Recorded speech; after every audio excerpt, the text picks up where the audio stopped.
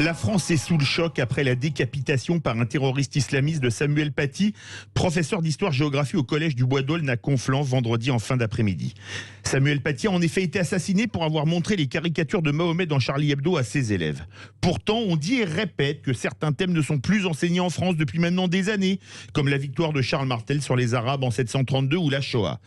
Et rappelons que les minutes de silence pour les victimes de Charlie Hebdo et d'Hypercacher n'avaient pas été respectées dans certains établissements en janvier 2015. Bref, certains sujets sont désormais tabous dans nos écoles, d'où le débat de la semaine. Islamisme conflant, peut-on encore tout enseigner en France? Pour le moment, vous êtes 56,3% à dire non. Avec nous, Rouben Valéry, professeur de lettres modernes en Seine-Saint-Denis, auteur du livre Noir, Blanc, Rouge, publié chez Vuibert, enfin entre autres. Bonjour. Bonjour Philippe. Et Sabrina Medjeber, auteur du livre Femmes, éducation et banlieue, le triptyque du communautarisme, publié chez Baudelaire. Bonjour. Bonjour Philippe.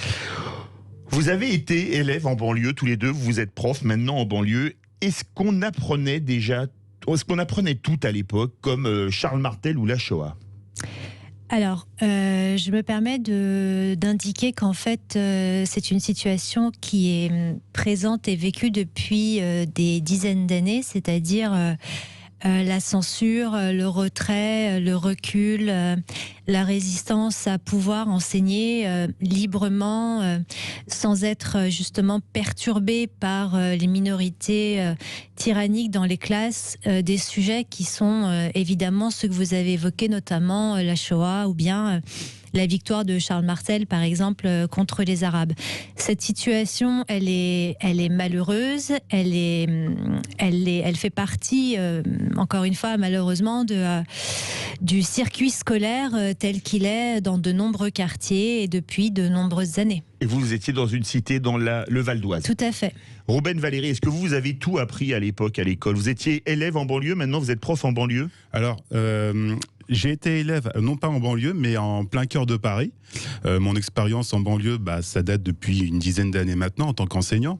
Je suis entré à l'école comme tout le monde à l'âge de 3 ans. Et j'y suis toujours, tellement que j'aime ça. Oui. On va dire. J'ai retripoulé un nombre incalculable de fois depuis mon bac. Ce qui est sûr, c'est que... Vous êtes prof de lettres modernes. Professeur de lettres modernes. Ce qui est sûr que lorsque j'étais enfant, je me souviens, à l'école primaire, on nous apprenait Charles Martel, Charlemagne, les rois de France. Je me souviens même qu'on avait des bouquins illustrés. Oui.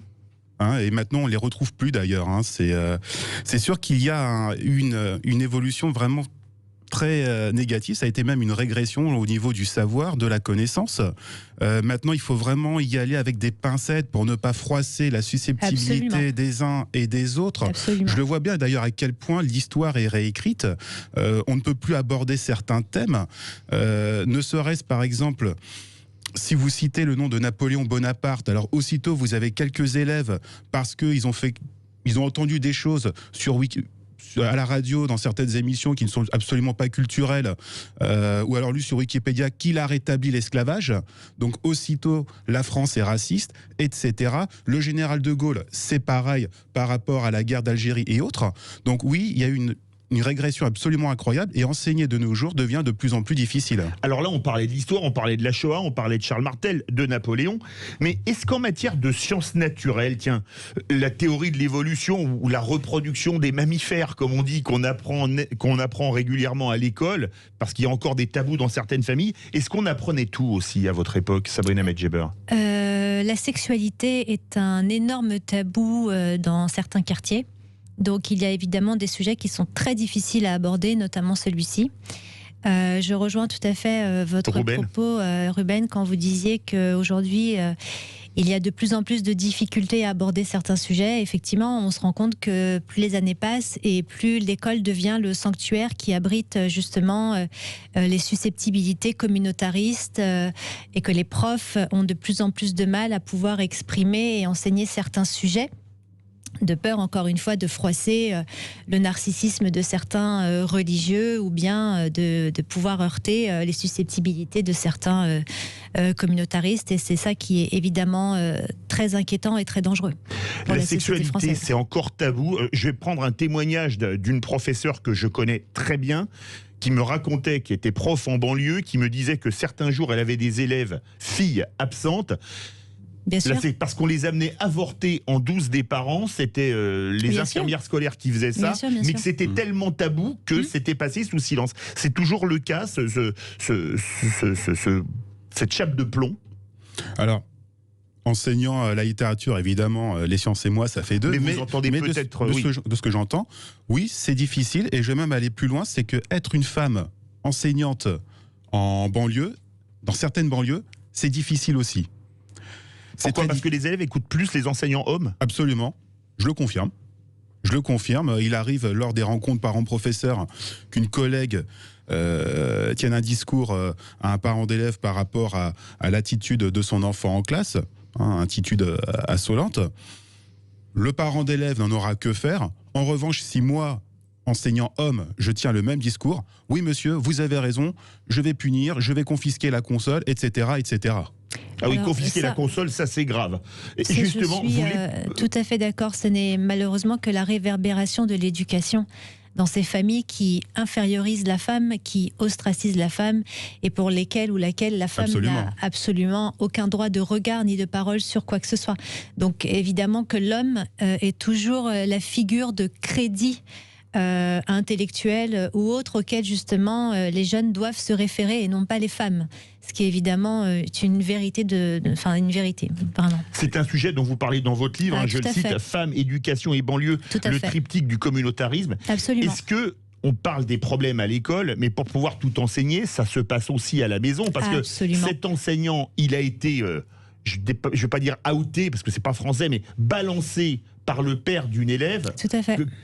C'est complètement incroyable, non, Sabrina Medjeber ? Alors, c'est évidemment incroyable, c'est évidemment tragique, mais ça n'est que le lot de ce qui se passe dans les familles. C'est-à-dire que la famille, c'est le pilier de base. L'éducation, elle n'est là que pour instruire. Oui. C'est la famille qui éduque, c'est la famille qui transmet des codes. C'est l'école c'est la famille qui éduque. Tout à fait, tout à fait. Et donc ce qu'on a vu avec le malheureux et tragique exemple de Samuel Paty n'est qu'en réalité un exemple parmi d'autres de ce qui se passe dans les quartiers. Et c'est évidemment aux parents de pouvoir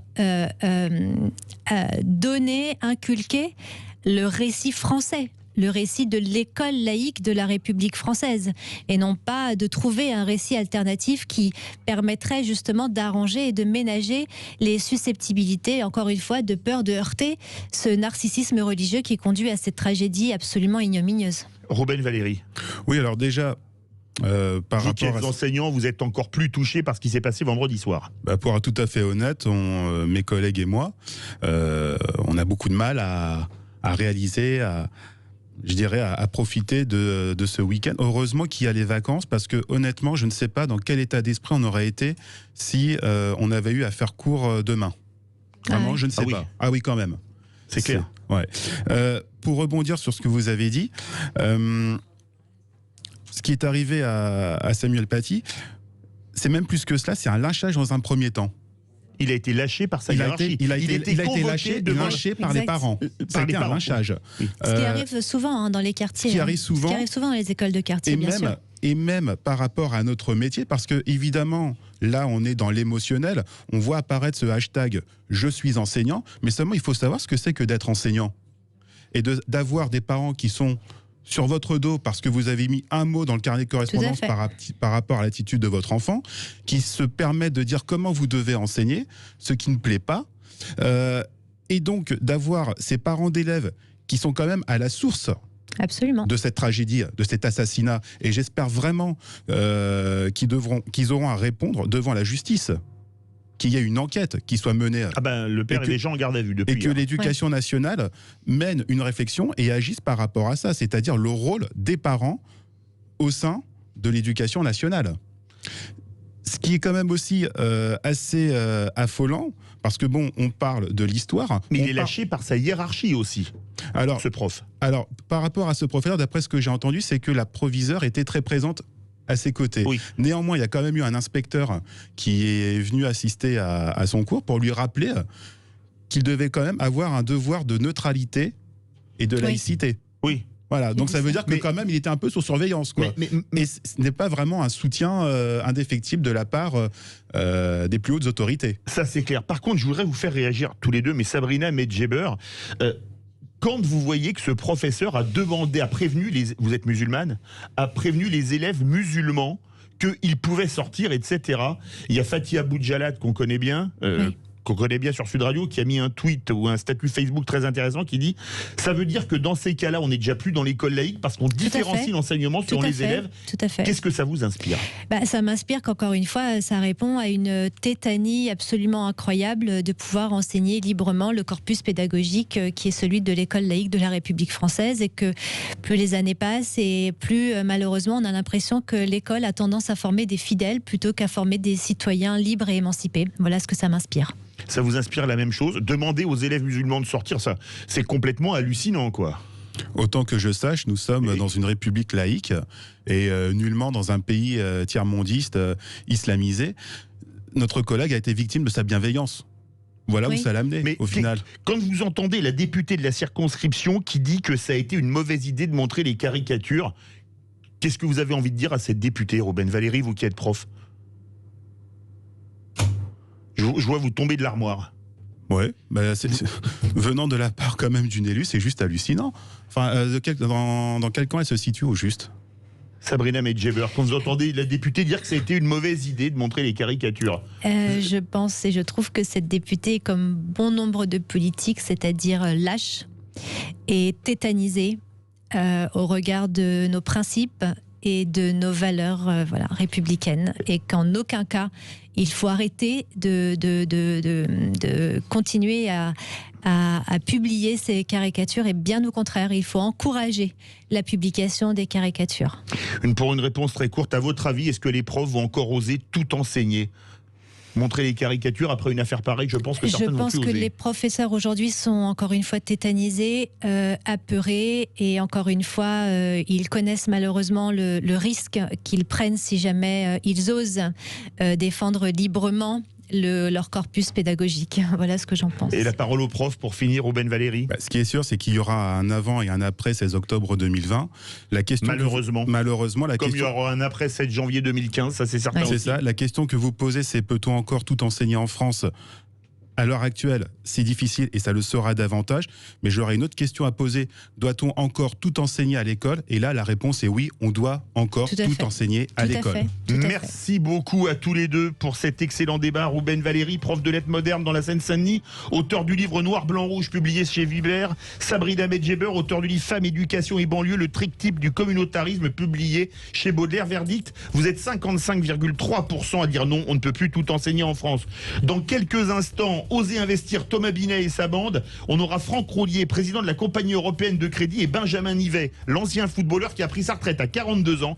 Et accrochez-vous bien, il va vous raconter comment Giroud, pendant les entraînements, parlait investissement à ses joueurs. C'est bien connu, il ne faut pas gâcher. Restez bien avec nous sur Sud Radio.